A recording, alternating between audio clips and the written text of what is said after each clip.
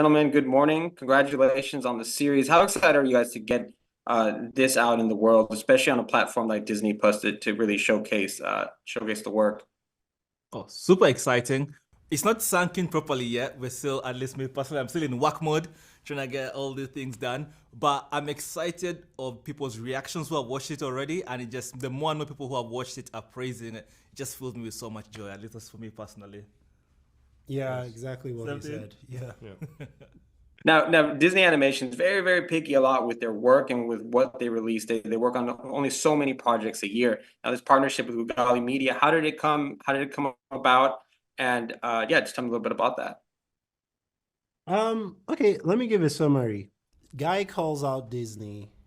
Disney thinks Guy is interesting, reaches out. A conversation starts and it ends up with, wow, we're actually more alike than we thought. We both want to tell authentic stories. Why don't we do this together? The end. That was a good summary. Anything you want to add? No. I think That that's was good. perfect. But then, yeah, that was absolutely spot on. Yeah. Now we know that it takes place. Really, it's inspired by Lagos, Nigeria. For those of us who don't know too much about it, tell us a little bit about why that place is so special and why you wanted to make sure that this series took place there.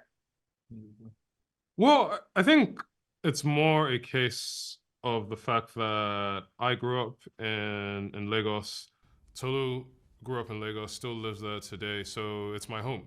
And as a storyteller, I always wanted to tell a story that showcased the full breadth of the Lagos experience, from the harsher realities to the incredible beauty, the audacity, and the chaos.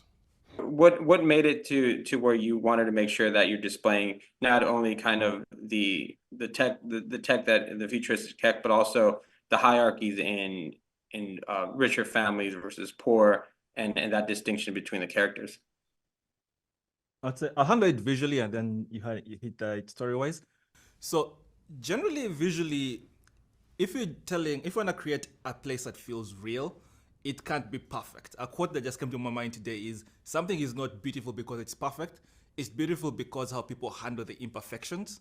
And that's what creates the interesting things. So we really wanted to capture that. In terms of the hierarchy structure of our world, it's kind of embedded in real life Lagos as well, where we actually have a mainland where the less privileged people stay, and an island where the wealthier people stay.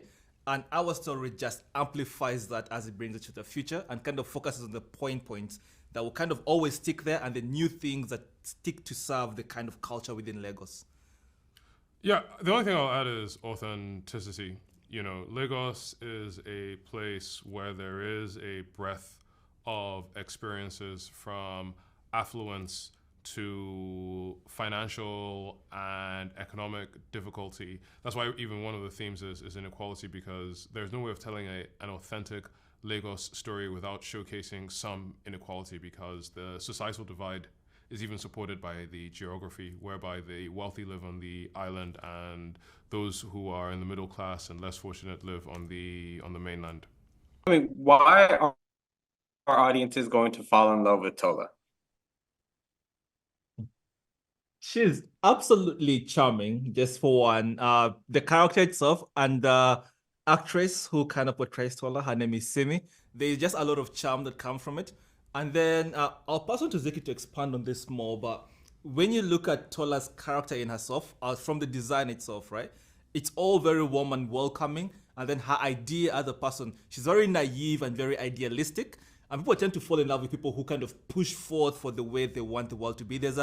There's a way, just as human beings, we see that and we just love it. Like, we always root for the quote-unquote underdog, or somebody who is kind of fighting to get to something. So in terms of her idea and how the world is to her, right? Even if she comes from a place of privilege, she kind of thinks things should be different, whereas everything around her almost wants to enforce that things should stay the same.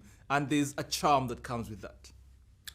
I think that children have the ability to bring, positive energy, whether it's in the form of joy or inspiration, to even the most jaded people. I've seen some of the hardest people I know. They have a daughter, and then all of a sudden they show their softer and more emotional side. So I think in many ways, Tola has that ability. You know, in many respects, we describe the story of IWÁJÚ as a young girl inspiring a group of jaded men to view the world in a more aspirational way, and we believe that that inspiration is not just limited to the world of IWÁJÚ, but the wider audience that is going to watch the series.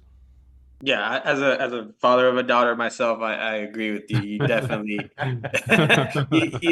you definitely turned a little bit once you had that little girl.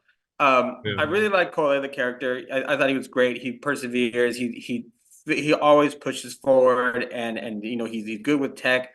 Tell me about his character and how kids could kind of learn to persevere despite what their circumstances might be.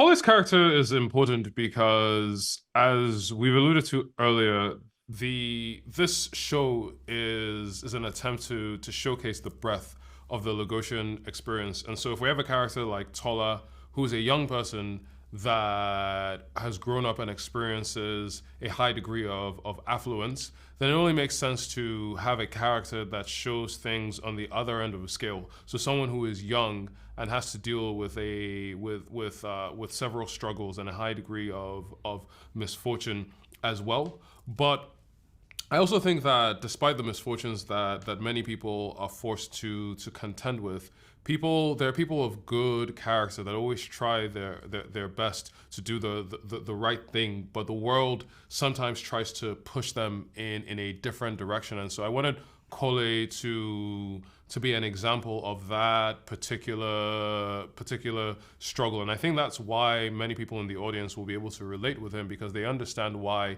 he's tempted to do more negative things, but then they admire the fact that he ultimately in the end sticks to his morals and his characters. And so ultimately Kole gives people the ability to walk in the shoes of a young teenager from the mainland that has to deal with struggles. And one more thing I wanted to mention as well is that, you know, talent is not something that is sequestered to one's socioeconomic status. You know, there are people who are born from all walks of life that have various talents. And so the reason why Kole is a sort of tech whiz is because I also wanted to show that anyone can be talented and good at things. So what Kole is good at is tech.